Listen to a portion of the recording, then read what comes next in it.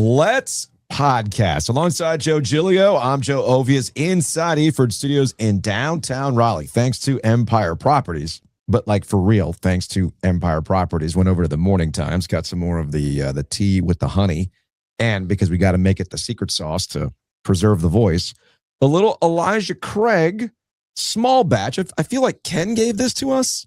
The barrel proof. When in doubt. It's probably from Ken. Either Ken or Chris gave us the bourbon. Yes. Either one. But I had to go with the uncut, straight from the barrel to rally the voice for today. So again, big thanks to Empire Properties, great restaurants here in downtown Raleigh. Morning Times is always a spot for me. And of course, our friends at Copiers Plus. Check them out online at copiers-plus.com. Print management, document management, get everything you need into the cloud. Much like NC State's win over North Carolina last night, sent many of you into Cloud 9. As we had one person text the OG sports phone. Are you ready for this, Joe? Yes. From a 919, State grad here with a Carolina wife. That Will Wade bed got some work. We're fucking on the Will Wade bed tonight. But people were very excited about last night. And of course, big thanks to our friends at Bloom & Blinds. They brought to the After Dark last night. Good, fun, almost 90 minutes filled with calls and all sorts of ridiculousness on the live chat. The live chat was more unhinged than usual last night. It went in directions I was not always prepared for. I have a feeling a big reason for the Bloom & Blinds After Dark going unhinged was because Hayes was hanging out in the comments. Aha. That might have something to do with it. Scoundrel. He is. He's a pot stirrer, as Debbie Yao would like to say. So yeah, everybody who hung out last night, it was a good time. We had some good numbers last night because look at that. State and Carolina actually, moves the needle as opposed to what the ACC and ESPN seems to think. It does move the needle locally for sure between NC State and Carolina fans. So again, big thanks to Bloom & Blinds for sponsoring the After Darks. Our next one will be in March. I believe that's March 2nd. Yeah, it's on Monday. When NC State and Duke will see the court in that same building. We'll see how much is done to the view bar between now and then. Because it officially opened last night. Looked good. They just have to clear out some punch list items, apparently. They got to complete the concessions on the other side, and they'll go from there. But anyway, shout out to Bloom & Blinds. Maybe they need to hit up Chris to get some blinds, along the building or something like that. I don't know. I'm sure there's some work that they can do. 919-980-9815. Hit them up. 10 or more window treatments. As an OG listener, you'll get 10% off. So here's how today's show is going to work. We'll go over some thoughts that, might have slept on from last night. Hear from Hubert Davis and Will Wade, plus some players. Some interesting things that we did not see last night because we were in the middle of doing a live podcast, reinventing podcasting by going live after a game and taking phone calls. No one has ever done that before. And before yesterday's game, we actually went over to Weight Competition Center and go talk to the new, freshly extended, contracted Brandon Bussi, goalie for the Carolina Hurricanes. Practice started back up for the Carolina Hurricanes yesterday. We do have Olympic hockey later today. Jam-packed, man. Jam-packed today. I'm looking forward to all the hockey on the Olympic ice. But we'll talk to Brandon Bussi, where we'll bring you that conversation with Brandon Bussi. And then one other leftover item we have not had a chance to talk to. We think that Duke and Carolina is a rivalry. We think that State and Carolina is a rivalry. We have a new rivalry. The Orange County DA versus Jon Scheyer, Duke head basketball coach. So before we get into some audio from last night and back to the OG sports phone to highlight what I thought were key types of calls that we received overnight, any additional thoughts from the game, Joe? Well, a couple of things. Okay. Well, I'll start on the NC State side for this. You opened up, you came out hot, you talked about, and I'm using you as the example here. You're like, yeah, so what? Kind of, sort of summarizing. Yeah, so what? Carolina was missing these two guys. Congratulations, State. I really want to see these two teams play when they're full strength. Totally agree with that. Yeah. The thing that I was thinking of this morning when I woke up, and I thought it was their best defensive half in the first half since they played Kansas. Yeah. And it's interesting that the Kansas game is now jogging my memory because Kansas's two best players are Darren Peterson and Badunga. Yeah. Badunga picked up 2 fouls in the first 3 minutes of that game. Mm-hmm. Did not play in the first half. Mm-hmm. Peterson did play in the first half, but basically didn't play in the second half while Kansas was taking over the game, while State was trying to win the basketball game. Yeah. So NC State's played 2 blue bloods. Neither have been full strength. And they lost one of those games, not in my opinion, because Kansas has some sort of superior roster in North Carolina. North Carolina and Kansas played. They beat them. Yeah. Because Council got hot, hit a bunch of threes, and beat NC State. And North Carolina, without their 2 best players last night, had the ability for one of their players to go full Melvin Council the fifth. Agree. And hit a bunch of threes and beat them. Agree. So I thought we got to give them, again, for the start of that game, for drowning them in the first 10 minutes of that game, and giving them no hope and defending the way that they did. I thought that was a plus for State to take away, regardless of who played for Carolina. The second part of this, to me, is the importance of Matt Abel. This is now the second time that Matt Abel's played 30 minutes in an ACC game. You want to guess what their record is in those 2 games? I do not know. Of course, it's 2-0. Of course. The other game was when Trey Holloman got hurt and didn't play against Boston College. Okay. So Holloman comes up limpy in the first minute of this game yesterday. And that kind of forces Will Wade's hand to play Paul McNeil, and Matt Abel together. Yeah. I understand the reluctance. I understand the overlap. I understand the defensive deficiencies for both players. In my opinion, if you have shooters, it can offset some deficiencies. Matt Abel and Paul McNeil are undoubtedly their 2 best shooters. Yeah. I hear you on Darian Williams' numbers, whatever they are. Matt Abel is a better pure shooter than Darian Williams. Sure. I think with Darian Williams, real quick on Darian Williams, and I said this last night, and we've seen it. Did Will Wade go over the top with the whole he makes winning plays? Yes, he did. We all recognize that. But this team is different when there's an engaged Darian Williams. It's not necessarily that he's getting buckets. It's that he's at least drawing attention. He is hustling. There is an overall demeanor to the team that is fed off of him. I mean, we already know what we're going to get out of Quadir Coppola. Yes. But you also... Who was really good again. He was good last night. Hubert Davis complimented him a lot as like a guy who really drove the game. And he's been that dog all season long for NC State to bring that level. But NC State can't get to where they want to be defensively, to do what they did to Carolina last night, to knock them out of their energy, to not have the hero of the day. Yes. Without Darian Williams also bringing it early to disrupt them. Because that's where you and I both agree and why this was important for NC State and those slow starts and things like that. And there was, I'll just be completely upfront. There were jokes about whether or not we were going to get the Kyan Evans AP photo attached to him being the player of the week in the same way that Melvin Council was the AP player of the week with a big shot picture on the website of him doing it against NC State. Did the same thing not happen with Mikal Brown, right? With Louisville and how he went off. So that's in there. That is in there for NC State. And that's why where I think you and I both kind of come together on this. It goes back to Will Wade pushing the right buttons with the soft comment to come out there and understand you cannot let them get any level of confidence to take you out in the same way that would happen against Kansas. And I thought they did a really good job with that. I think the key to their success moving forward, of course, if we accept Copeland as the given, right, and we accept that Williams is more of a mismatch kind of person instead of their leader, right? I think they got to have what they got out of Matt Abel last night. It's not realistic to think he's going to score 19 points a game, but he can't have these long spurts and droughts where he's not contributing, and he's too good of a shooter. I believe he's too good of a player, and these are the kind of players that you get. All right, a 4-star guy, well thought of, top 100, top 75, top 50, whatever he ended up being. These are the kind of players you get at NC State. All right, understand what I'm saying? I know what you're saying.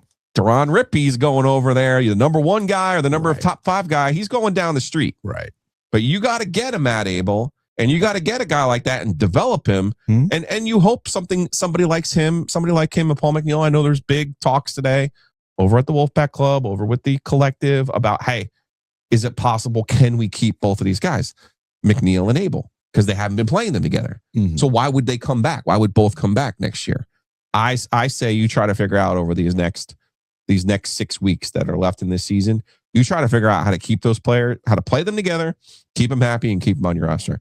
I think the ultimate success of NC State this season, which let's peg it at the Sweet 16. Sure.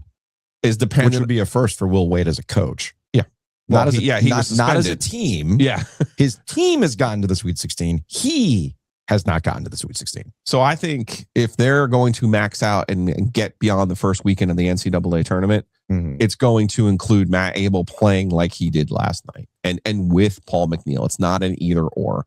You got to play them together. So I thought those were two things that jumped out at me. Now, just a couple of numbers for you on the NC State side, because Will Wade is now the fourth coach since Jim Valvano debuted in 1980 to win his first game against North Carolina. Kevin Keats did it his first season, the 17-18 season, So- won over at the Smith Center. Real quick, because this is important. What you're about to lay out is part of the reason why I kind of had the attitude that I had last night with the NC State win over North Carolina. Yes. I still maintain that it's not as easy as I make it out to be, because we've seen lesser UNC teams or hobbled UNC teams like we saw last night come in and beat NC State. Okay. But Notably in 2020 and 2011. what I Yes. don't like is what we're about to get into. And I actually have an OG sports phone call Okay. that ties into what you're about to lay out. Well, I'm going to give you these numbers. Yeah. He's the fourth coach since 1980 to win his first game against North Carolina. Yeah. Kevin Keats did it over at the Smith Center, 95-91. In his first season against Carolina, he went 1-1. That's notable because the other first-year coaches since Valvano have all played UNC 3 times in their first season. Yeah. Mark Godfrey did not win his first game against North Carolina. Went 0-3, including the memorable loss down in Atlanta, the Kendall Marshall, Alex Johnson game, the Christmas card Brian Dorsey game, if you're following from my side. Sidney Lowe did win his first game against UNC. That was at Lenovo now, Yes. at home. That was the first game they played in the post-Herb era. And remember, Herb was 3-21 against Carolina. So it was a pox against the program that Herb could not beat Carolina. Yeah. Turns out Sid did not have much success after beating Carolina in his first game, but his first team did play Carolina in the ACC championship game in the ACC tournament. Herb Sendek lost his first 3 games against Carolina in his first year, including the first game at Reynolds, which was notably Dean Smith's last trip to Reynolds Coliseum. Okay. Lost in the 1997 ACC championship game to Carolina and Shamon Williams. Les Robinson did win his first game, 1990-91 season. That game also at Reynolds. And Valvano was 0-3 his first year against Carolina. So one thing about last night, the margin of victory being that 24 points. And I said you had to go back to 1962 to find out when is the last time NC State had a larger margin of victory over North Carolina. That happened to be Dean Smith's first season, 1962, February of 62. Okay. How many times would you guess since 1962? NC State's done it once. How many times since 1962 do you think North Carolina has beaten NC State by at least 24 points? I mean, multiple times. I've witnessed them a couple of times myself, even in Chapel Hill. So what was the one where Sidney Lowe had to go he got overheated? Sid almost died. That was a 31 point loss. Then there was Mark Godfrey getting absolutely embarrassed in Chapel Hill. 51. Yes. Yeah. There's a few of them. There's a few of them. Okay. I mean, do you just want to go over the Hansborough years? I mean, it's like, but anyway. Hansborough had 2 of them. Yeah, okay. You just mentioned them, Okay. 06 and 08. Okay, those are the ones. Okay. Those are the ones. Yes. North Carolina since 1962. NC State's done it once. Yeah. North Carolina has done it 13 13 times. 13 times. Jeez. Once by Hubert Davis, 4 times by Roy Williams. Yes. Once by Bill Guthridge, and 1, 2, 3, 4, 5, 6, 7 times by Dean Smith. I want you to keep in mind there wasn't a shot clock in a lot of those. No. I want you to No. keep in mind. Yeah. So what you're laying out 13 times. 13 times. What you're laying out, I will admit, is a byproduct of having been here a long time. What I am laying out is a byproduct of what you also experience having been here a long time. I think that's what differentiates us from your current crop of sports media in the triangle. That's not a shot. That's just a fact. Who's left? I mean, right. Geez. Okay. And that's why I take a step back and I don't get too worked up about some of this stuff, because you got to do it again. And that's what ultimately I was mad about last night, in the combination of not having Henry Vasar, not having Caleb Wilson, and having a game play out this way. You're not going to see Caleb Wilson, who was clearly upset, get an opportunity to run it back and put it on Van Allen Lubin potentially. You know what I mean? With the whole belt thing, which we'll get to in a second. So you see what I'm getting at? Sure. We've seen this before. Will Wade just got here. Let's see how this plays out over the course of multiple years against UNC, because what you're just illustrating is, I mean, I'm not too mistaken. Like when Kevin Keatts first got here and they beat Carolina and Duke in his first season, it was the whole, everybody was wearing a shirt that said Kevin Keatts is a winner. Right. Do I have to tell you? Sid was the red blazer. With the red blazer. So do I have to tell you the rest of the story? No, this is like the Titanic. You know how it ends. Okay. Which gets us to the OG sports phone. 919-444-2211. Call the OG sports phone and curse or don't. This is from a 314. Hey, Joes. This is Tim. I have a 314. That's a St. Louis area code, which may be confusing. I live in New York, which is even more confusing, but I'm a state grad and a longtime follower of Joe, both you guys' work and listening to the podcast. I have a lot of feelings about the game tonight. I think the main is catharsis. This was a cleansing game. It was great. I was at the game, brought my family. We live, as I said, in New York. We never get to come, but we traveled down. We were there. It was amazing. But I just wanted to share, like, after the Louisville beatdown, boat race, and the Miami meltdown, I was licking the wounds. You know, I was down and out, and I knew I was coming to this game. And if state shit was the rule of the day, we would have lost this game. But as we know, state shit is dead. But in order to prepare myself for the game, I said, I need some pack therapy.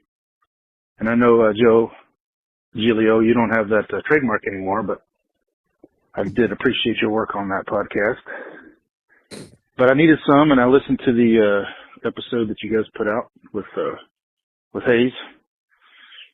And the one thing that I really appreciated was the notion that Will Wade, a lot of the guys on the team, except for maybe Paul McNeil, Van Allen Lubin, have no idea about this game. No idea about the intensity. And they're going to find out. And that was enough for me to get off the sick bed and get into the Will Wade bed, I guess you might say. It was enough to get me going, and I appreciate that. That was helpful.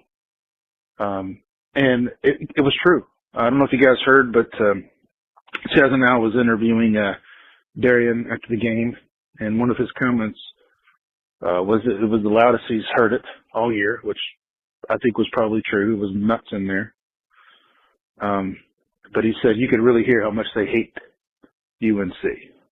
So he learned, I think Will Wade learned, everyone else learned, and hopefully it'll be a little shot in the arm, and we'll see a little different from now on. Hey, I appreciate you guys' work. Thanks a lot for what you do. I'll be listening. So I appreciate that call.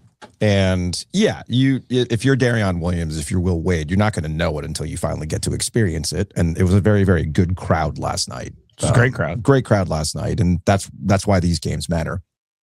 And I said it last night, I'll say it again. Yeah. I thought there was a good number of Carolina fans there. Yeah, they show up. Not like a takeover from one of the pandemic years or one of the Kevin years, but there were people there repping. Hey, like shout out to David McKenzie, because we were sitting next to him there in section 103. So shouts to David. We'll have to get him on here soon and talk about some some legal matters as our OG senior legal correspondent. But yeah, there's plenty of Carolina fans there. You saw couples there too. That's what this is all about, right?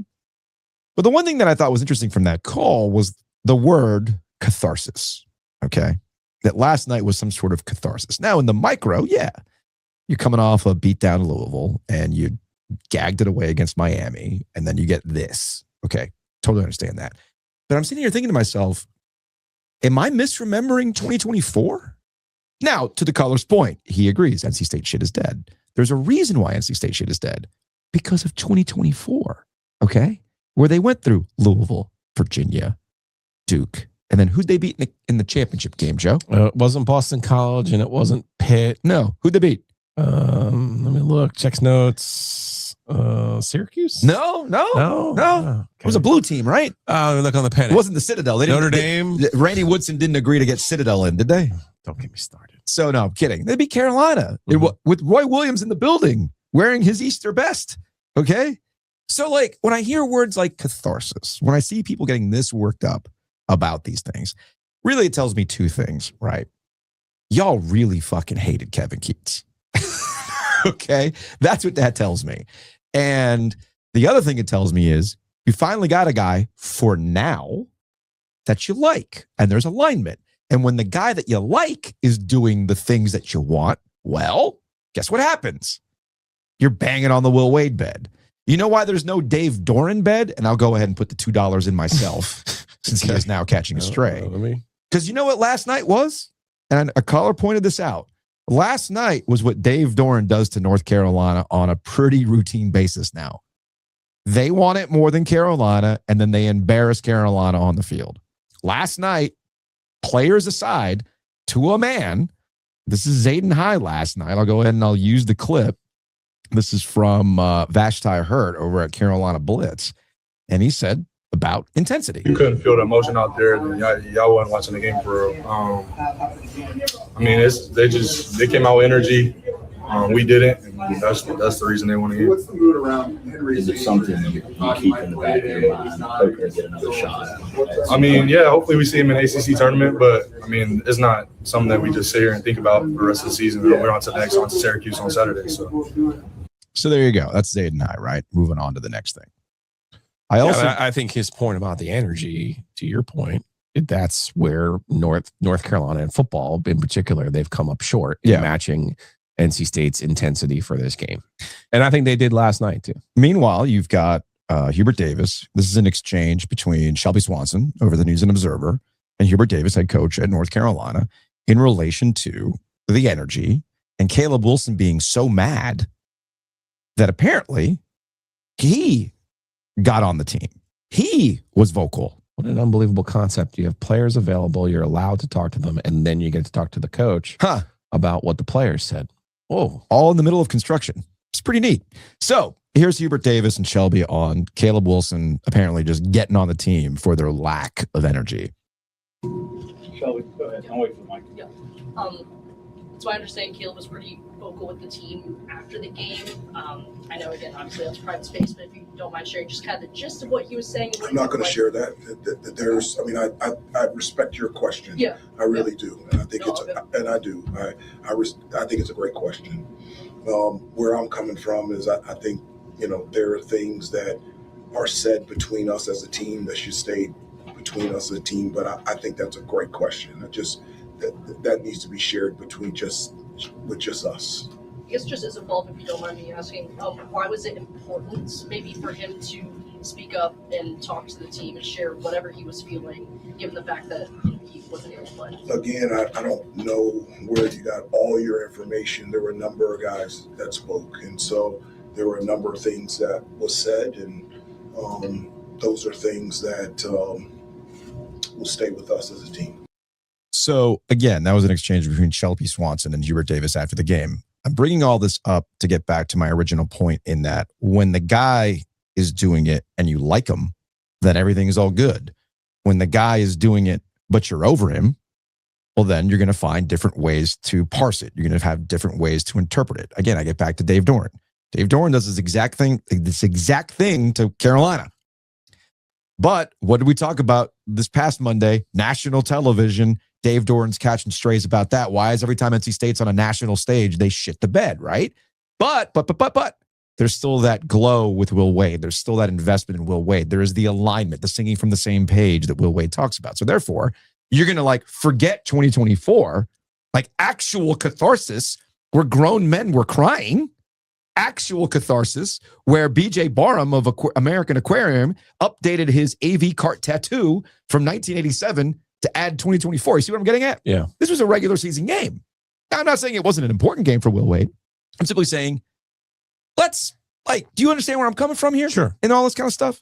And that might add to, another OG Sports phone call that, look, man, I dish it. I can take it. And I thought this was a very amusing call from a 919. Hey, Ovies, man, I'm sorry you had such a shitty trip to Buffalo.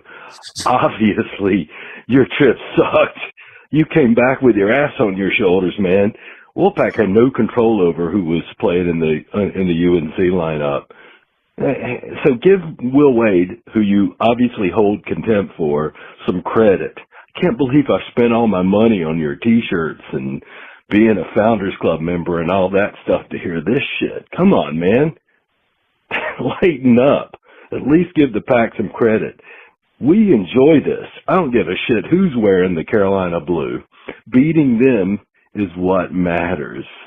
It matters a lot. Other stuff matters too. But this is sweet. They could be playing whoever, but they're still wearing baby blue. So lighten up, Ovies, or fuck off, one or the other. I appreciated that call. Like I said, by all means, you want to call me on some shit, man. It's all good. And I appreciate you being part of the Founders Club. I appreciate you buying those shirts. I love all that stuff. I appreciate you guys rocking with what we do. But you got to remember, I'm not going to sit here and bullshit you. I'm not going to sit here and, try to paint everything with the fan colored glasses, right? And I think I didn't do a good job of it. I'll admit I didn't do a good job of it last night because, again, when the problem with those post games is that you got like a million thoughts going through your brain. You don't have time to like sit down and all that kind of stuff. So, yeah, I probably fumbled the delivery on that kind of stuff. And, yeah, I'm sure I sounded like, if I went back and listened, I probably do sound like I got my ass on my shoulders. I've never heard that before. It's pretty good. That's pretty good. So I really like that. I kind of like that. So, yeah, man, by all means, call me out on that. That's fine. But my point does stand. And I did say this last night, and I said it today. Hey, man, you're going to take that every single time. Every single time you're going to take that. You're absolutely going to enjoy beating your rival every single time. Yeah. I didn't tell anybody to not celebrate. I didn't tell anybody to like not enjoy what they saw last night. What I'm getting at is what the previous thing was about, the catharsis, or this idea that the only thing that matters is beating Carolina. Okay, he's done it once. If that's the case, then why is Dave Doran catching strays? Like that kind of stuff. So y'all like Will Wade right now, and that makes a lot of sense. Just like y'all like Kevin Keats right out of the gate when he beat Carolina at Duke. Y'all like Mark Gottfried when he was biting the damn tire and we're getting on a plane. There's a plane waiting for you, right? So, and y'all love Sidney Lowe in year one when they got to the ACC championship game, right? You see what I'm getting at? Yeah. And for Will Wade in particular, there's no guarantee. There's no guarantee. So we'll see where it goes. And again, I guess that's just a byproduct of doing this for a very long time. And I'm a little bit in wait and see mode, understanding the moment itself and why people were hyped last night, but also looking at the big picture for the entire thing. Speaking of Will Wade, here is Wade after the game. This is from RL Bynum over at Tar Heel Tribune, who probably had the best audio I could find. So shout out to RL. We thought our guys were locked in and ready to go. I felt that the last couple of days. We had a couple of good days of prep. So, guys got off the mat and talk about you always got to do your best work in tough circumstances. And our guys certainly did that. I thought we played with way more kind of bite to us today. And then just to follow up, how much of a step forward is that for this group? They've been pretty inconsistent throughout the year. How much does that show kind of the growth they've made? We'll see. It was one game though. Let's see if we can maybe carry that forward a little bit. So it's a good step tonight. Will Wade's just basically saying what I was saying last night. And they got a very important game against Virginia next after the week off, right? For the rest of the week. And there's the other stat that I know you like to pull out from time to time. What is the record after you beat Carolina? It's not good. Not good for NC State. Yeah. Who was the best at it? Kevin was the best at it. Oh, but forgot Forever grateful, man. Forever Yes. grateful. So you see what I'm getting at? Yeah. You see what I'm getting at? So Will just got here. We don't know how this is going to play out. Let's see. So that's what I'm pushing back on. If I came in a little hot last night, hey, man, so be it. So be it. Speaking of the rivalry and all the other fun stuff, the other thing that we missed last night, Van Allen Lubin had a bedazzled belt last night. This gets back to why I was mad that Caleb Wilson wasn't in this game. Because Caleb Wilson, Lord, did they really bring Jordan Snell to the post game? He got a tech. The rivalry, Joe. So here's, and by the way, Quadir's fantastic after the game too. But anyway, here's the exchange with the belt and everything else. I gotta ask about the belt, obviously. Tell me why the belt, and Lubin, you're wearing the belt. Just give me the backstory behind that. ETA, just what we performed on the court down there. I just want to shout out to my guys who made the belt for me and for the team. Just represents what we're going to continue to do for the rest of the team this season. Is it kind of knock on what Carolina's been doing with your belt? Yes, it is. Yeah, for sure. They was talking a lot of, we going North Carolina schools this, North Carolina schools that. So it's crazy how fast the tables turn. And, we bedazzled our belt too for them. Corey, go ahead. I love all that stuff. And by the way, speaking of Quadir, this is from Shelby, because she had reposted my picture of Caleb Wilson looking just dejected that he was not in this game. Glowering. Just in like, right. And apparently, Shelby had posted this. Can't imagine how mad he was when Quadir Copeland told him, lace up next time after the game. And that's probably the sanitized version of what Quadir Copeland told Caleb Wilson after the game, because there was some separation in the handshake line, late in the handshake line after the game. But I didn't quite see what was going on here. And by the way, my quick interpretation of that, and that's just like respect from, I think it's, you show respect by showing no respect. Like Quadir's like, dude, I wanted to go at it. Let's go. So lace up, right? And maybe there is a next time. We'll see. Maybe in Charlotte they meet up and Caleb Wilson is healthy and we get to see Quadir Copeland and Caleb Wilson. You don't think Caleb Wilson has that on his phone screen now? Yeah.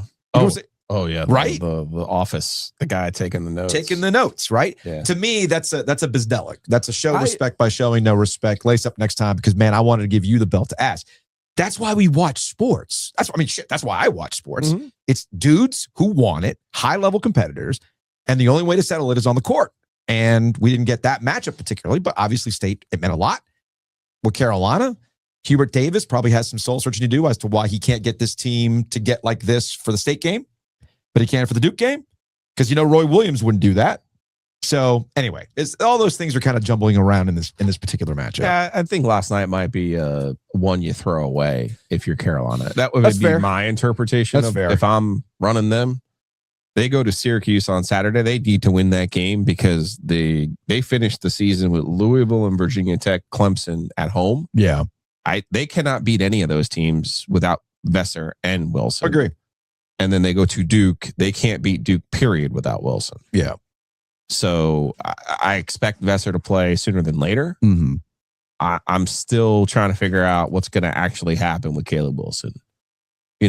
I broke a lot of bones in high school, and I get it. I didn't have UNC surgery. I was going to say, I don't know if they put a pin in that kid. I don't know what they did. We don't know. Right. But again, this gets back to my favorite story from 2012 when we're all in St. Louis and NC State and North Carolina are both in the Sweet 16 together. Mm-hmm. Carolina plays Ohio and Stillman White is the point guard. And I'm like, yeah, you guys are, we're hanging out with Bobby Frazier. Right. And it becomes, Bobby, always a great. Bobby was like the designated spokesman. Him and Marcus Ginyard were the because Tyler Hansbrough it's so funny that he's in media now because he was a bad talker. There's a flat out uninteresting best player on the team, totally uninteresting talker. Yeah. But he has developed as time has gone along here. So it's interesting. But at the time, the person you talked to was Bobby Frazier. Was Bobby. Yes. And I've told the story before, but it's one of my favorites. And I'm like, oh, he's going to play against NC State. If State beats Kansas, he's going to play. And even if Kansas wins, he's going to play against Kansas. Mm-hmm. And he just said, Joe, what was Kendall's injury? I'm like, well, he hurt his hand. Yeah. So I'm like, yeah, I'll just take a pain shot and it'll be fine. Joe, what happens when you take a pain shot? Well, it kind of numbs everything. Yeah. Joe, do you really think as the point guard, he'll be able to handle the ball if he takes a pain shot to his hand? I was like, it's fair. It's the difference between a Carolina education and a state education, exactly. Joe. I think that's what Bobby just laid out on you. I think that's what just laid out on you. Of course, the last. But then again, Ty Lawson put his foot in Epsom salts. So, I mean, sometimes it doesn't work out that way. So, for Carolina, though. Yeah. Was it Ty Lawson or Ray Felton? Lawson was the Epsom salts. Anyway. For Carolina, I worry that their season has peaked and it's over. That's what I worry for them. Because they cannot do anything without Caleb Wilson. I said it after the initial injury news. Your first answer is always your right answer. Yeah. Kids taking the SAT coming up here. Yeah.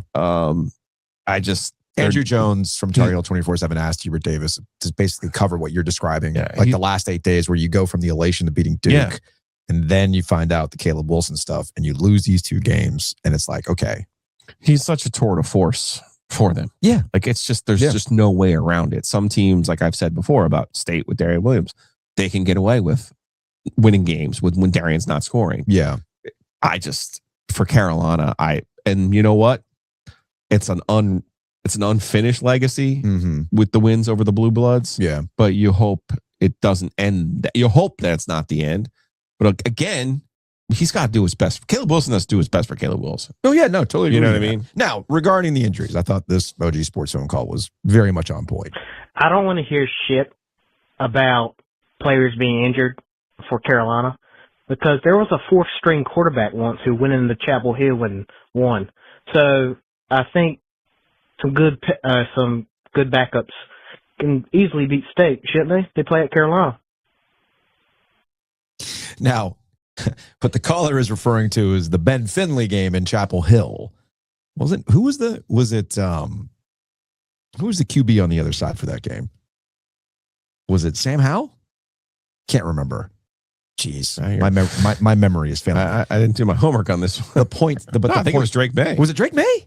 Pretty sure. That's some of that because stuff. The game was in Chapel Hill. That was the year they started 8-0. Yes, I thought they were going to go into the playoff. And I think so. Regardless, the point stands. And this is what gets to the Hubert Davis portion of the conversation, right? In that, yes, you're missing your 2 key players, and that can be whatever cope you want as a North Carolina fan. But Hubert Davis has to have his team prepared for that game. Hubert Davis has to have these guys locked in with the energy level that they need to compete against NC State, who was going to bring that energy level. You knew that was going to be there. And it also exposed some of the roster construction and what they've been able to do with that roster without those 2 key guys. Drake May. It was Drake May. 30-27 on their home field. Unreal. They started that year 9-1, and I thought would be in position to make the college football playoff, win the ACC. That's right. They ended up finishing that season 9-5. So the point stands. Totally understand that, and that gets us to this OG Sports phone call from a 704. Hey, Joes.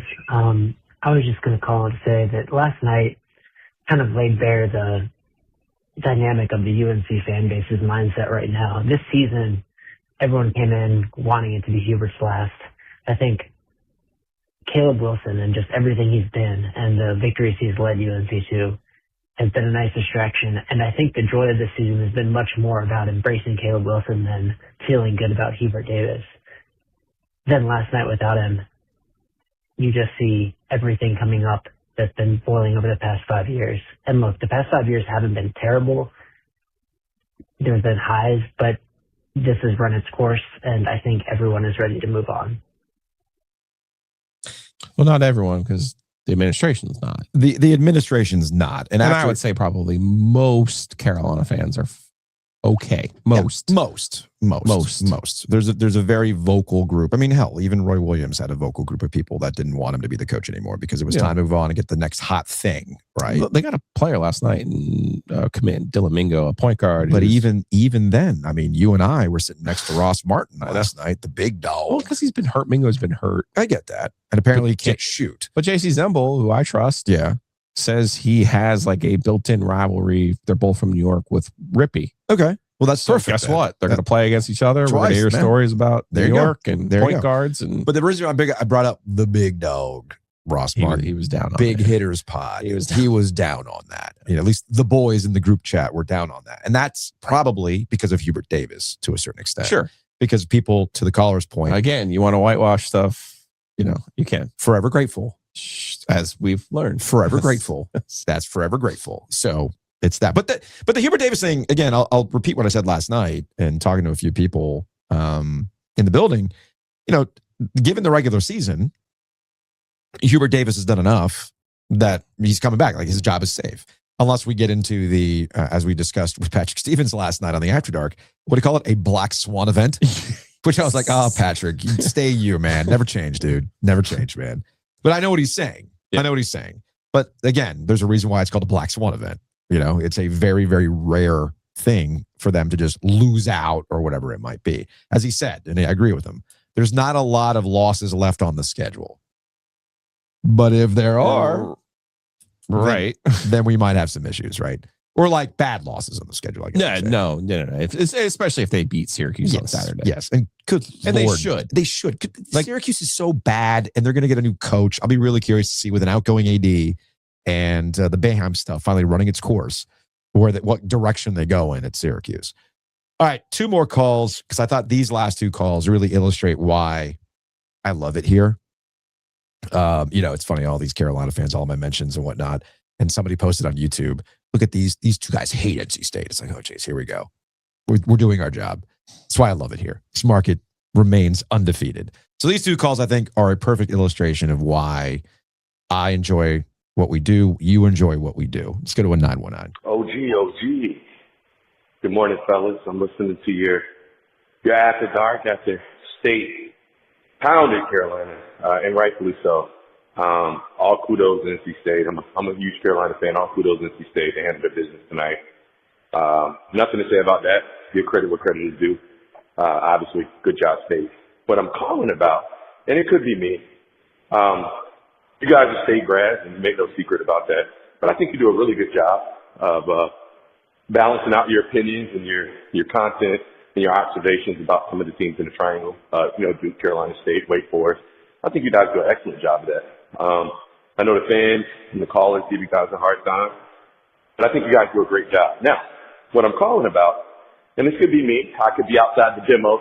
If you catch up, if you pick what I'm dropping, if you pick up what I'm dropping, I could be outside the OG, your traditional OG demo, as far as your listeners. But are NC State fans okay?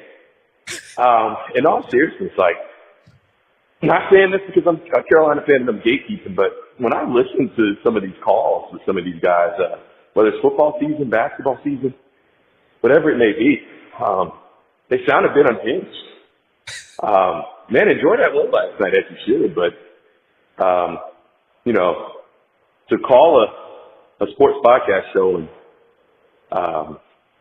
to have that kind of vengeance in your voice is sad, man. Those boys got to get there and touch some grass. But anyway, man, y'all keep up the good work. All love. Go Heels, man. Again, I don't know how people tend to keep, what their preferences are, but touch grass. That's actually might be something that people want to do. We're fucking on the Will Wade bed tonight. But I enjoy that call because that's the way to go about it. Like, are you guys okay? Because the worst thing you could do if a Carolina fan is to feed the oxygen to NC State fans by saying, it doesn't matter. It doesn't matter. It's not a rivalry. Right. So you're going to spend all day telling us it's not a rivalry. Sure. It's not the way to handle it. Definitely not the way to handle it. All right, one more. It's a blood feud, sir. That's right. You're right. It is a blood feud. All right, one more, because again, this absolutely ties together the dynamics that make this area amazing. Hey, Joes.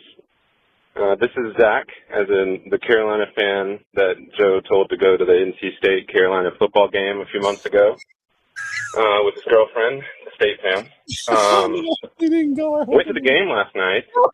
Can't blame y'all for this one. I will say initially, V did not go with me. Does not like basketball. I was like, come on now. I don't like Bill Belichick coaching my team. I don't like watching that, but I still go with you to the football game. Anyway, don't like basketball. Didn't want to go. Had a valid excuse. She had a class last night for B school, which is not business school as some of my friends thought initially. It is like buzz, motherfucker. So she's sitting over there texting me little pictures of their frame that they're building for their beehives and all this stuff, and not a care in the world about the game. again, I was initially perturbed that she wasn't going to come. As soon as Caleb Wilson got hurt, I was like, oh, thank Christ she's not going to come to the game. Do not worry. She still did get her text off. She is still in my group chat of all my Carolina fans and my group chat with my family talking her shit. But I'm just glad she wasn't there to rub it in my face in that moment. Anyway, credit where credit is due. I think you guys hit the nail on the head last night. That is not the game we wanted. Hate that. I'm here for all the Randy Woodson hate for the ACC expansion. That was a great take. If State can show up like that to every game, and the fans can decide to show up like that to every game, build the fucking statue. My only question will not be, should we build the Will Wade statue? It's, should we build the Will Wade statue in a motif that he looks like Jimmy B on the Sports Illustrated issue? One more thing. Victoria did want me to ask you guys if there was any chance we could convince you guys to come to her school. She's an elementary school counselor. She wants you guys to come to her career day for her little kids. So shout me out if that's a possibility. All right, go Hills. All right. Yeah, Zach, we're down. I'll shoot you a text via the Yeah, as much as you don't want career advice from us, yes, we love a career day. I would just like some. And the youths love me. I would just like raw honey from the bees. Old people and the youths. Zach is easily my favorite. Easily. Recurring character. I enjoy his calls because they truly highlight. Yeah. If you're tapped in to what this area is about, if you are tapped in, or I'll be more specific, if you care to tap in to what this market is about, you get gems like Zach and others. Housekeeping. Big thanks to Inovana. They might have to show up to a few of your homes because of the Will Wade bed. Okay? I got a little messy last night, so hit up Inovana. If you have mess inside your mansion or trash in your cabana, get it clean with Inovana. We got OG Light Bracket Night. That is happening at Longleaf Swine on March 16th. That's Monday. 316. 316. Austin 316 day. Austin 316 just said, I killed it in the bracket. So you can join us along with Mia O'Brien and Mitch Northrum from the Women's Basketball Podcast here on this YouTube channel for an evening of dinner, drinks, and tournament fun. You can enjoy a barbecue buffet with us, fill out some brackets, and then we will do the show. It is $49 plus a $2 handling fee. Again, you get food, dessert, and a pint of OG Light. We'll do a show. We'll fill out brackets. It's all on oviesgiglio.com. Just click the get tickets here. It'll take you to the checkout, and we're good to go. Pretty sure you put a link right there as well. Did I? In the description, the comments. I do, yeah. In the YouTube description of the show for podcasts as well. I don't know why I always forget this because it's your birthday, but right? You're born on St. Joseph's Day? Yeah, the 19th. Yeah. I was like, we were this close to having our big OG night on St. Joseph's Day. I know. I know. It's always my birthday is always like on the first or the second round. Yes. I'm sorry, not the first and second round. It's always on the Thursday or the Friday of the first round of the NCAA tournament. So nothing says my birthday like spending it in Cleveland to watch Pitts Noggles stick it to Chris Paul in the Cleveland State Arena. However many years ago that was. Nothing better than betting on St. Joseph's on St. Joseph's. Oh, that's get the Eagles going. Let's freaking go. The Hawk. I'm sorry, the Hawk. My bad. My bad. Sorry, I'm in dies. Enlow mode, man. I'm still in Sko Eagles, man. Sko Eagles. Okay, go Birds, if you will. Regardless, but anyway, that's OG Light Bracket Night at Longleaf Swine. Also, check out the Secret Stash. Mikey P's gonna be dropping some new stuff at the Secret Stash. Go check it out. TheOG.shop. Also, our friends at Breaking Tea, midnight tonight. Flash sale ends for all NC State merch. So click on that Breaking Tea referral link in the YouTube and podcast description. We get a little something from that. There's a bunch of stuff on Breaking Tea, including our own merch, the Dead Conference stuff, the Dead logos. That's all at breakingtea.com/OG. Big thanks to Hometown Realty. You can check them out online at myhtr.com. Again, that's myhtr.com. You can buy and sell with confidence. You can tell them, I need room for my Will Wade bed. They'll be like, we got you. We'll find you some new construction. So again, that's myhtr.com. You can take that house to close with our friends at Whitaker and Hamer, WH.lawyer. Also the home of Shady's in Garner, which is where our birthday bash is going to be. That's going to be on May 2nd or 3rd. 5-2. 5-2 Saturday. It's the Jonathan Rand wedding pregame party hosted by the OG at Shady's. We're going to be so drunk by the time we get to his wedding. It's going to be disgusting. It's going to be disgusting. Even Hayes Permar is worried. It's going to be disgusting. We're going to have to carry you out while they're doing the nuptials. I cannot wait. Maybe we should go to Whitaker and Hamer and get some sort of contract for you to sign for Rand so you don't do that. Yeah, so you won't be in breach. Probably for the best. So anyway, go check them out, WH.lawyer. Also, our guy Matt Davis at State Farm. Speaking of your home, how much are you spending on your home and auto? Probably saving money with State Farm with a simple call to Matt Davis, 919-779-8277 and SureGarner.com. And speaking of money, gotta handle that money. Get your paper right, as the kids would say. I don't think the kids say that anymore. Okay. Brassfield Accounting. Fractional CFO throughout your year, but it's tax season, and Chris will do your taxes for you if you mention you heard this on the OG. Best in the biz. You can also help you out with your small biz. It's all at brassfieldaccounting.com. Again, that's brassfieldaccounting.com.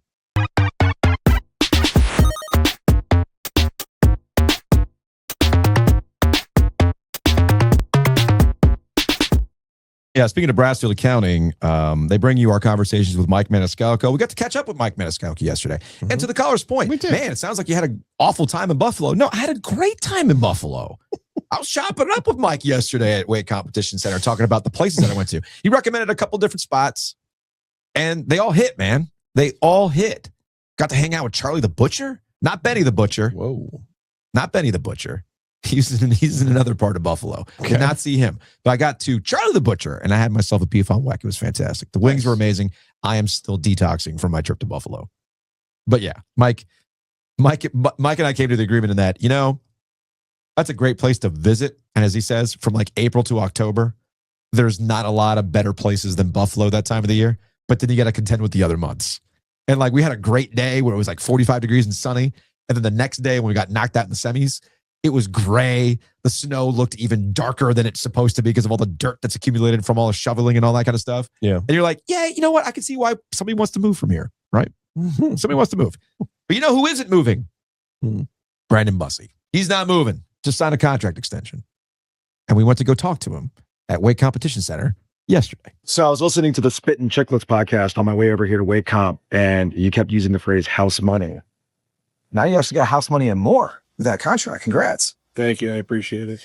So as the season has progressed for you, what has your mindset been from when you get here, what the role is to where you are today, an Olympic break, with a contract signed and getting ready for the stretch run before the playoffs? Yeah, I think it honestly hasn't changed. I think my goal is to try and help this team win in whatever way that is, playing games, working hard in practice, picking up pucks, whatever it may be. So yeah, it's nice to know I have a home for a few more years here, and I'm super excited about it, but nothing changes. How many times have you watched the Buffalo save where you flummoxed the announcers? They all got together after the game. I don't know if Mike Maniscalco told you that the national broadcast, the Buffalo guys and Mike got together. Like, yeah, we all thought it was it. I saw it a few times, obviously. It's one of those very cool saves, it goes viral, whatever. So, it's cool, but more importantly, I think, we won that game. So that makes that save a little more memorable. What? Hey, you're from Long Island. Mm-hmm. Okay. You got to tell me about being thrown into Amarillo at whatever age that you were, like 16? No, I was a little older. I think I was 18, but it was my first year of juniors. First time away from home. It was a great learning experience for me at that age. Kind of. No. Come on. That was serious culture shock. Come on. I actually enjoyed myself at Amarillo. I think it's different there for sure. Yeah. But I actually did enjoy my time and like traveling. We went to Dallas. We went to Corpus Christi, Shreveport. There's some cool places I never thought I would be. But I mean, there were a lot of fans out there. Yeah. You see 2,000, 3,000, 4,000 fans at some arenas. So they cared. So it was a lot of fun. Do you think you have a slightly different perspective as someone who breaks in, but then maybe a year after Michigan or a year after Boston College, or someone who comes over as a, super high draft pick and plays right away? Do you think being 27 before you got to play in your first NHL game, do you think that gives you just a little bit more of a, like you said about house money, but also just, hey, this is not only pretty cool, but I'm going to make the most of this chance? I think so. You know, I mean, I can't compare personalities to other people, right? But I think going through a lot of good and tough times and kind of taking the longer path, more years of juniors, you know, going to Western Michigan while I knew I was going there and joining a good hockey team.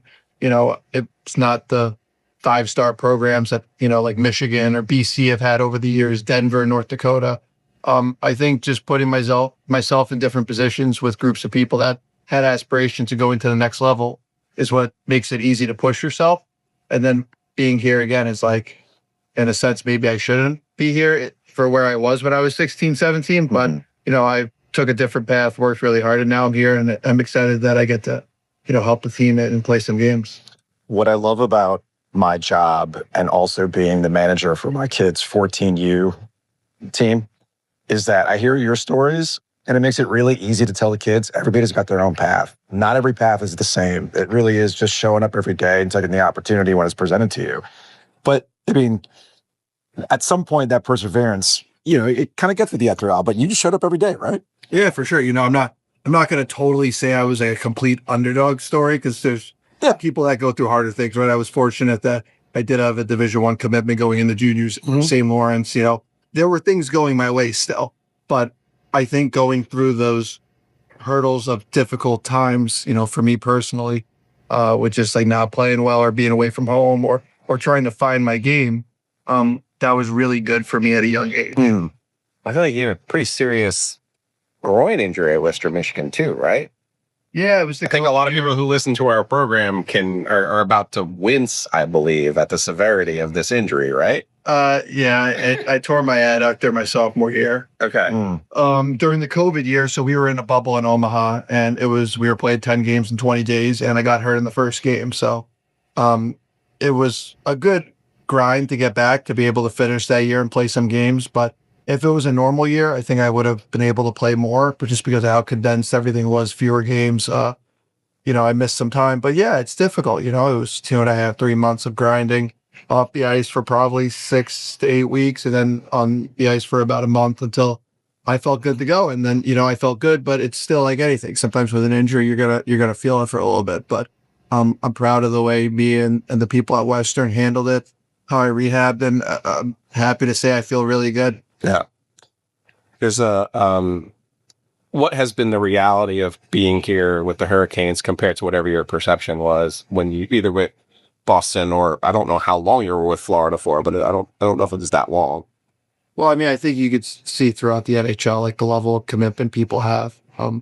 I wasn't around those other two teams long enough, but they're nothing but great things to say about all the people I've met in those locker rooms. First class. Yeah, but obviously stepping in this locker room from day one, like everyone brought me in like family. You know, it's kind of a weird time with being picked up on waivers and kind of some things going on and then PK going down. But they instilled confidence in me, and, you know, that feels good as a goalie when you step in net.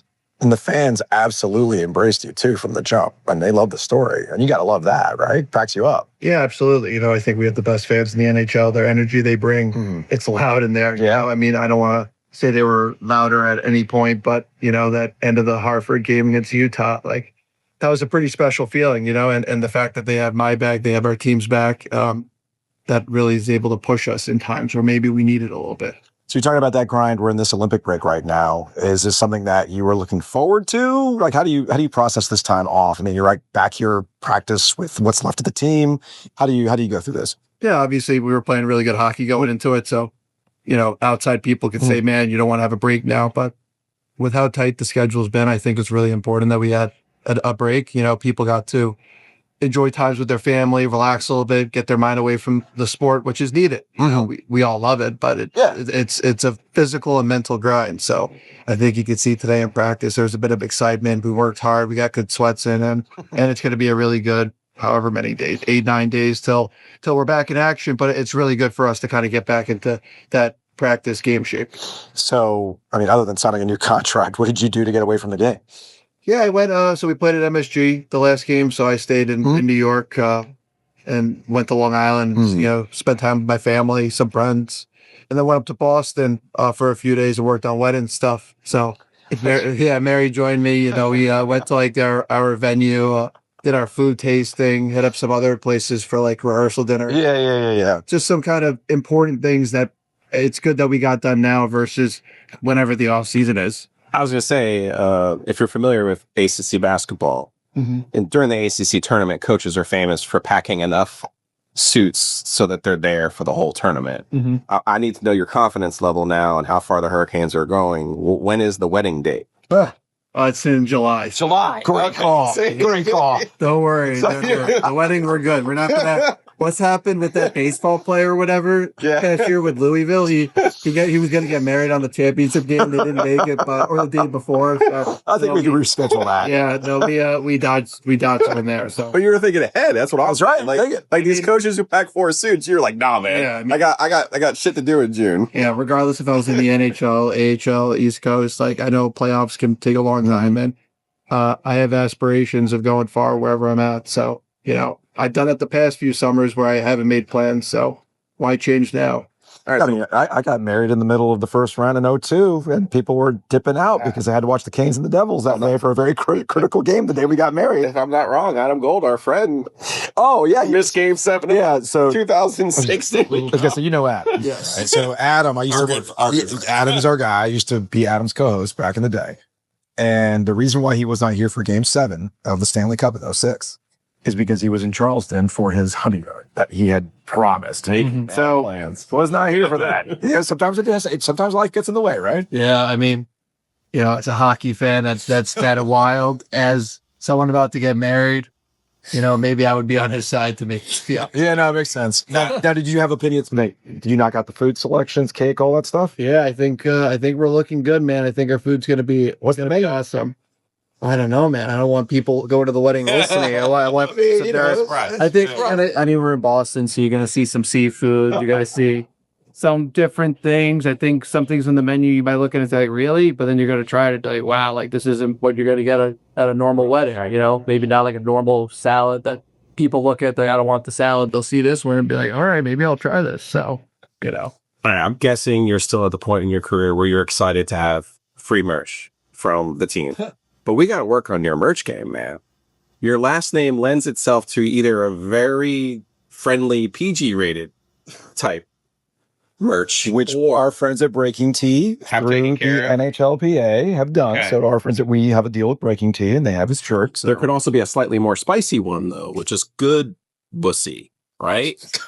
Like, we got to get some merch going here, man. We got to get you some shirts, some hats. I mean, I think I've seen a lot of stuff. Things I've had, some have made personally, some have. You have. I've seen it. I don't own it, but there's a lot of stuff out there already, so I might be too late. Okay. As look. Hopefully your dad or your fiance are collecting some of these things. Right? We're trying to. We're seeing. Apologies from me, from Giglio, because with a last name like Ovies, I know how people can have a little fun with the last names and pronunciation, stuff like that. So I feel it. He needs to full Giglio experience. Yeah, he's getting it today for sure. Well, all right. March, you're going to come back, and this thing is going to, just like it was in January, but how do you feel like, where are you mentally, but also just physically thinking about this every other day schedule? Like, you saw a lot of it in January, but how March might go for you.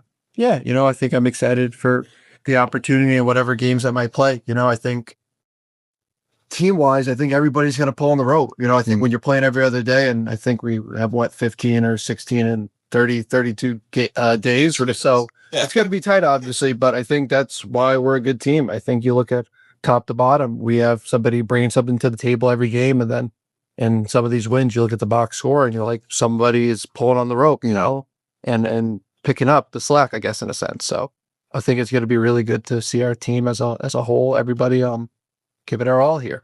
Rod will be very proud of your rope metaphor. So good work. I've had that one for a while, so it's just very ironic we got the rope. Showing up every day. You said goalies are weird, which I've told that to our two goalies. Goalies are weird, man. Goalies are weird. Goalies are weird. I'll try and defend myself. I think I'm pretty good. I think I'm pretty normal. But we'll close on a serious note, and that is about the pulling of the rope and what it takes to make this thing go. and you understand your job. They understand their job. But as the season has progressed and you've gotten more comfortable, is it like the same kind of dynamic in the room? Have you gotten more comfortable? What did the relationships develop like over time as the season has gone on? Yeah, obviously I've gotten more comfortable around the guys, and just the day-to-day operations and playing games and stuff. But I think I said it like a month or two ago, like, I still don't think this will ever be normal, the whole thing, which is a good thing for me. Like, hey, I am lucky to be doing what I'm doing, and I'm just going to take it day by day and enjoy it and have some fun. Excellent. I love that mindset. Absolutely. Thank you. Congrats, Appreciate it. guys. Hopefully I wasn't breathing too heavy. No.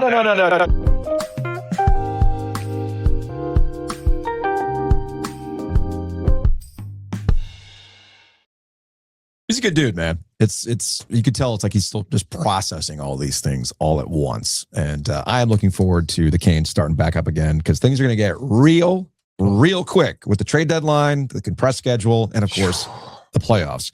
You got to be ready. I see you rocking your rowback today. Now you can't get that one. That's a special one of one. We don't talk about that one that you're wearing right now. But you can get ready for the Canes season by getting a black Hesse hoodie or a red Hesse hoodie. And be ready to go. A lot of NC State Tuffy ones yesterday at the building. I did see that. And also, Ben sent me that Brickyard polo. Oh, did you get one? Yeah, he sent me one.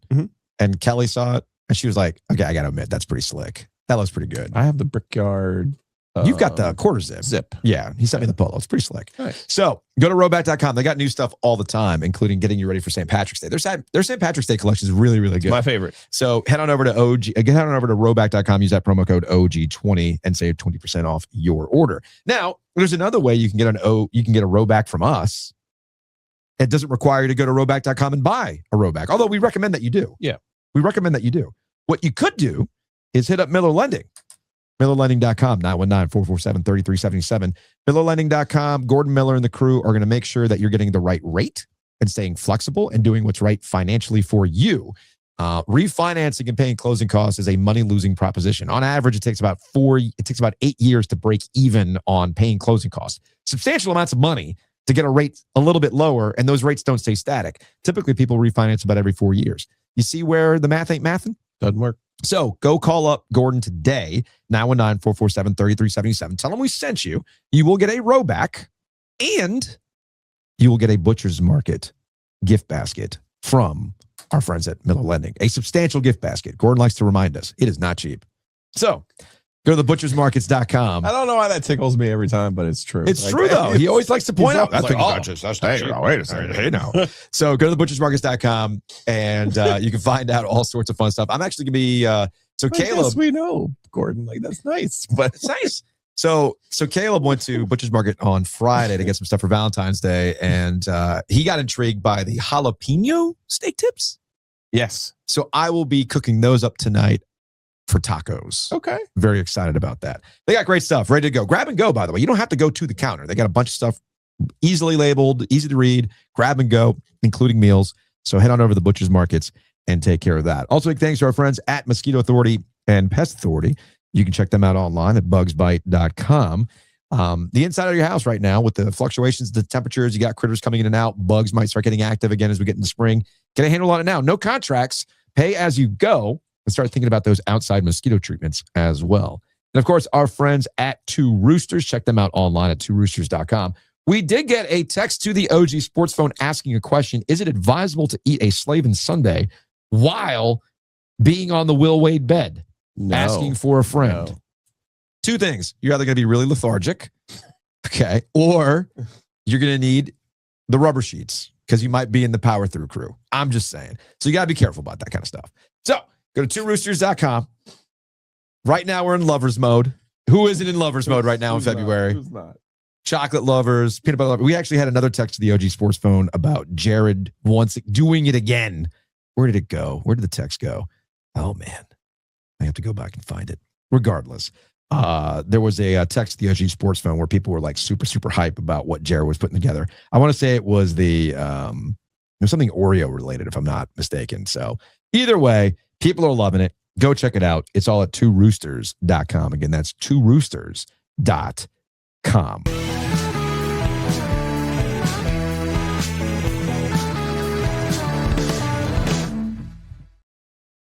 All right, some quick things that we haven't really been able to get to before we get out of here.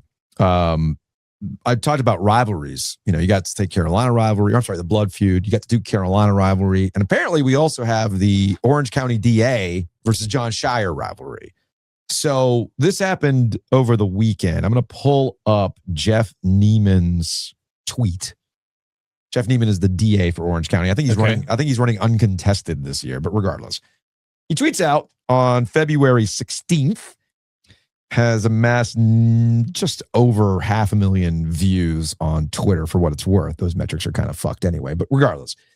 A week has passed, and what seemed likely is now patently obvious.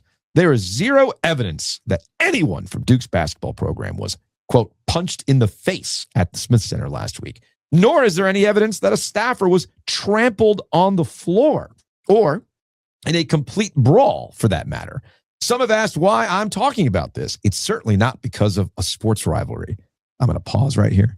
If you look at his accounts, his social media accounts, he is all in on the Tar Heels. But that's neither here nor there. Carolina grad, it's fine. It's fine. That's no business at the DA's office, but I've seen firsthand how reckless accusations of violence incite more violence, and that is my business.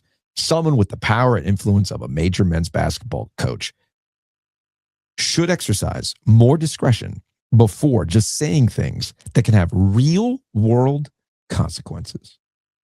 Okay. I have questions. Oh, but before we get to that, Jon Scheyer was asked about it on Monday night. They took Syracuse to the woodshed, and Scheyer was asked about the DA's tweets. I would like to focus on Syracuse, but I'll tell you that I know what I saw and I know what happened with our staff after the game, and that's the bottom line. And I'm not going to go and circle back or get into I don't know what was said or wasn't said or what people want to claim, but I know what happened, and I'm always going to support our staff in those situations. And again, I could have even said more, and I'm not going to do that. But we're moving on, and really grateful for tonight's win, but I don't want to go back.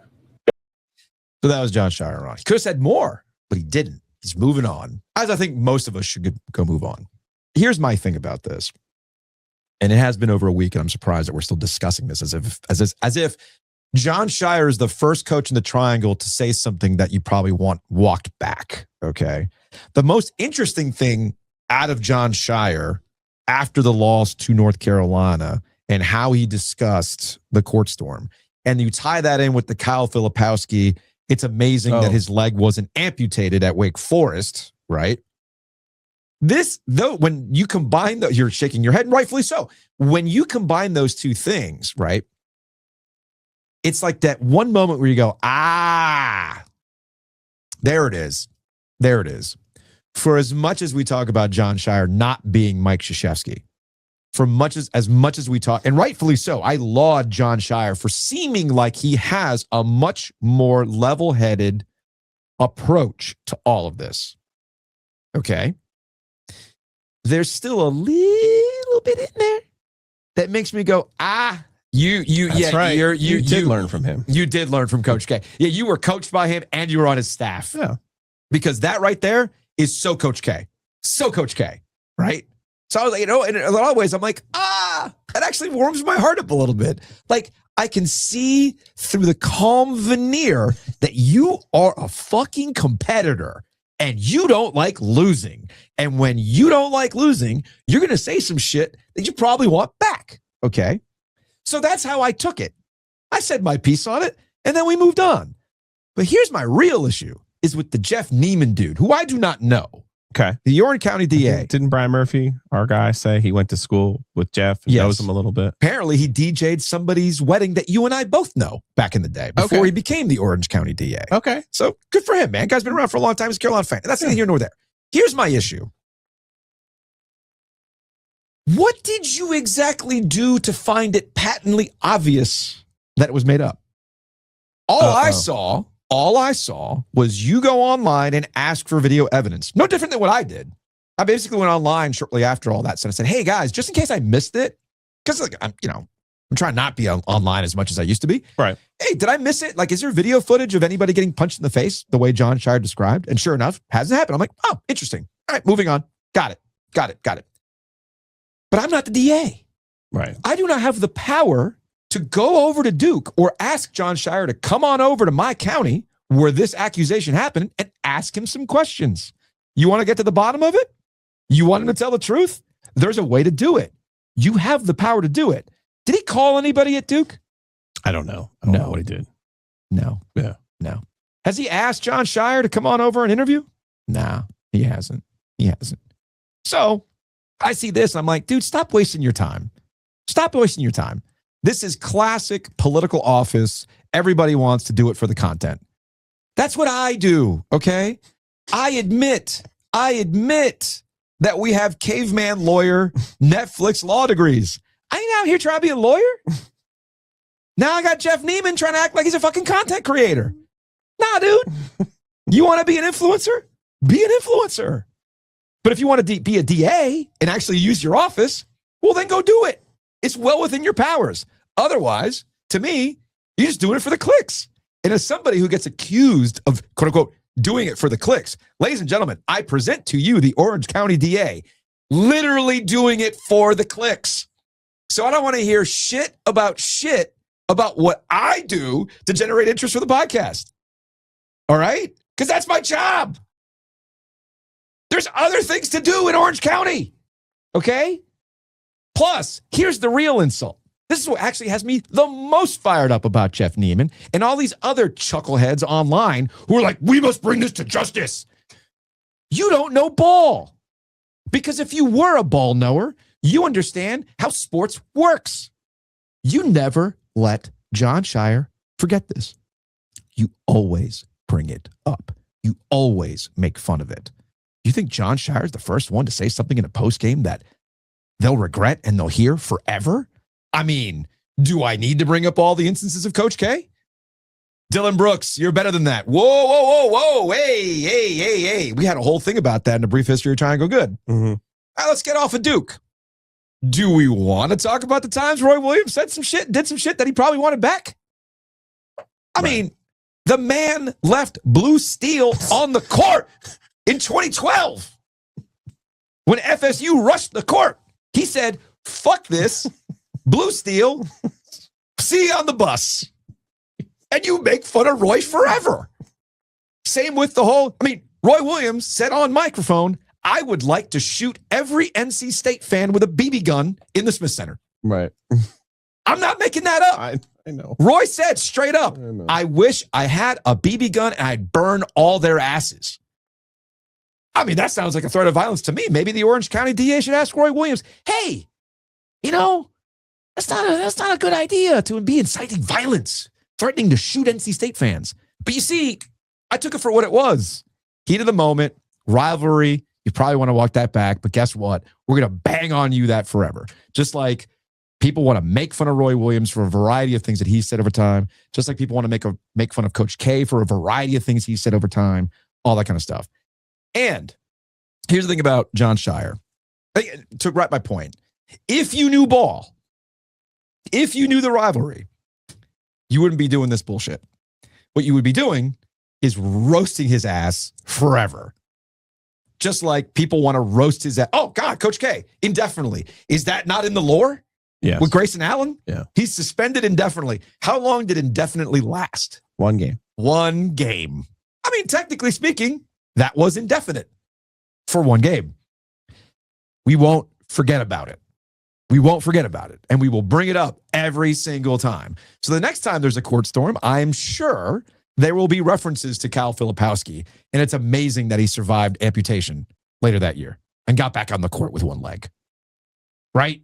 And I've already seen the photoshops of the mausoleum for the Duke staffers that didn't make it out of Chapel Hill. In the same way, with Roy Williams, there was a historical marker just outside Tallahassee, like a state historical marker, where Roy Williams valiantly fought his way out of Tallahassee. But we remember the 5 Blue Steel members who were left to perish. You see what I'm getting at? Yeah. That's what makes this work, not that shit. We're like, well, just log the fuck off. Please, log off. My God. There's that, Know some ball. There's that bad buffalo beef on Weck coming Now back it's up. coming back up. Now the brown beige food is getting me. Log off. And finally, speaking of people who need to log the fuck off, Mick Cronin. Oh God. Another one. There's a difference. There's a difference between what Jon Scheyer has done. There's a difference in Will Wade and his theatrics. Yep.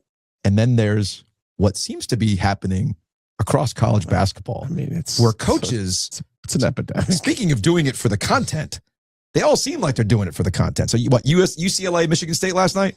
Yes. Mick Cronin ejected his own player. Yeah. Because it was a hard foul, probably made it worse than it needed to be. And then he was asked about the student section getting on one of his players, and it gave us this exchange. What was your done in the student section chanting Booker's name? I could give a rat's ass about the other team's student section.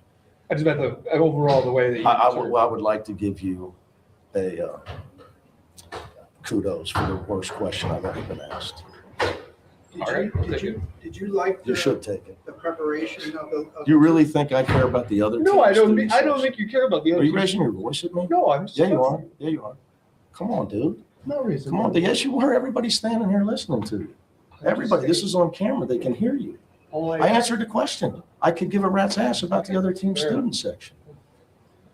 I coach UCLA. I don't care about Michigan State students. I mean, who cares? The preparation. Well, you answered the question, then you went back at him. Like you're And the one who's continued. continued. You not continue him. to go back at He him. asked the question, you didn't like it, you answered it. Hey, End the story. You want the embodiment of a guy who's 5'7"? There it is right there. That is the embodiment of 5'7". Straight up. I mean, even Adam Gold's going, man, Mick, what's up? I'm like, hey, man, these short guys, you got to look out for them. Even Adam's like, I feel seen. I'm like, you stay you, boo. You stay you. You always like to argue. I get it. I get it. It's a short guy thing. Totally understand that. Now, what the fuck is wrong with these guys? Just want attention. That's all it is? Yeah. Is it really for the clicks? Yes. Like, oh, because Hurley does it, now I get to do it? Gottlieb and Gottlieb is the worst, Tang, man. and I mean Tang got himself fired, Which is bullshit. which is crazy. Yeah. Who Is else it this the year? money? Is it the NIL? Oh, their brains are certainly being broken by. I think there's a real visceral frustration to what we always talk about. Yeah, that's my curiosity. You get one season with these players. Yeah. And God forbid it doesn't click in the first 12 games. Right. Because if it doesn't, well, then this whole year's lost. Yeah. And it's like, you give Will credit. The first 12 games didn't go their way this year. The But he didn't do- non-conference he didn't do schedule. that. The non-conference didn't go their way, but he decided he was going to coach his team. Yes. And I think a lot of these coaches have gotten themselves into these corners where they're like, Sean Miller's done this too, by the way, where he has like, hey, my team may not be what I'm thinking, but I'm going to just keep coaching them and see if I can get them better. That's what you're supposed to do. Instead of sitting here and just crashing out the way that a lot of these coaches, because Mick Cronin has done this a couple different times this year. Yeah, he does. He's been. Hey, look. I mean, you should be happy somebody's covering UCLA basketball. I'm being serious. I agree with you. Like, I agree. Because if he's crashing out like this over UCLA basketball with the minimal coverage that they ultimately get, especially in the conference that they're in where they're an afterthought. I mean, I get it's the market, yada, yada, yada. There was a possibility that he'd be the NC State coach. There was a possibility. It was slight. I believe he was going through a divorce or was divorced at the time. He was going through a divorce. And would have meant moving away from his kid. Right. It would He was have in been able to come to Cincinnati North at the time, Carolina. So I don't know if it was ever a real possible. Can you imagine him and Debbie trying to oh my God, coexist? Speaking of the content, doing it for the clicks, my God, we'd be cooking right now. Debbie would make him apologize. She would just have like some sort of pre-written apology for him Goodness for every gracious. game. Just like, And yeah, it would have been fantastic. Anyway, that's actually a good segue to tomorrow's show. We're going to have our OG Live brought to you by the Butcher's Market. And it is in relation to, what could have been, where things are going when you're at a place where basketball matters. And a lot of our listeners have been sending us this radio host in Baton Rouge, Louisiana, home of LSU. Yeah. Matt Moscano, I believe, is the host's name. He's at 104.3 in Baton Rouge. Not a bad station. They do pretty well. I spent a lot of time talking about LSU athletics, right? And the host has entered into our market because of some things he has said about Will Wade and the possibility of LSU trying to run it back with Will Wade after this season, and some of the political maneuvering that is occurring there at LSU. Because remember, the governor's in charge right now. Yes. This is why Josh Stein, when we talked to him 2 weeks ago, he's like, yeah, I'm not hiring and firing people. But Jeff Landry will, right? Yeah. And there's some money people who haven't gotten over the firing of Will Wade because that was their guy. And there's a lot of context as to why he got fired. We'll bring you that conversation tomorrow. Anyway, thanks everybody for listening to the show. 5 stars only, positive vibes only, because I had nothing but positive vibes when I was in Buffalo. Barstools everywhere. Positive vibes, right? So we'll be back tomorrow for an OG Live. We'll discuss this and more. See you then.